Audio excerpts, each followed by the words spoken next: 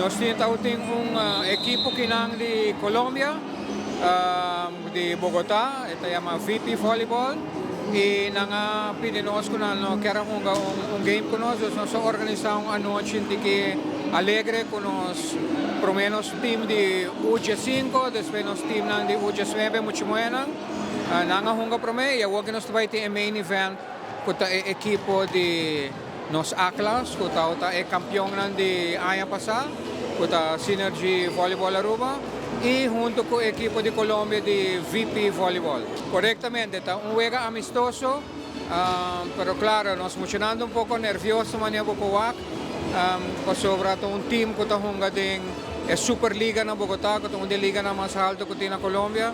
Então, está vai ter uma batalha forte, está amistoso, pero todos os times estão preparando para dar um bom showdown. Sim, corretamente. Depois 6 meses também nós jogamos com a equipe de UG9 para Nahuac. Esse Boaque Vega está completo, nosso time completo, joga contra outro. Nós temos uma boa seleção de UG9, que nós também forma preparada. Então, junto com o time de Muchohamber de A-class, nós estamos pensando em realizar viagem pronto para Bogotá, Colômbia, para jogar campeonato que nós vamos organizar para nós. Sim, nós vamos riba social media, nós riba Facebook, riba Instagram, por mandar mensagem para nós e nós tomamos contato.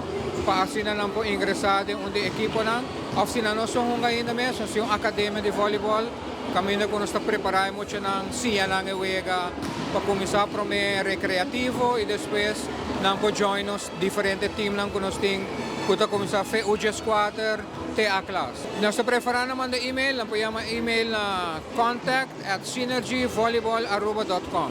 Praticar deporte sowieso ta algo hobby great para conocer amigos na novo, voleibol siguro um deporte hobby interessante, é um deporte de teamwork para emocionar-se, cooperar com outro, escuta de outro, jogar com outro, é um team sport, também hobby disciplina, começa a ter um bom físico para sobrar, pode mover hobby ligeiro, reação vai ser rápido. Então, esse incentivo da tua conexão com a vizinha, é importante passar com nós temos 2, 3 jogadores que ano passado, em 2025, vai Holanda e na tour vai indo de hobby boa direção.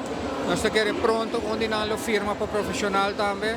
Então, esse é um incentivo seguro para o para começar chiquito e nós podemos chegar ao hobby leu de voleibol.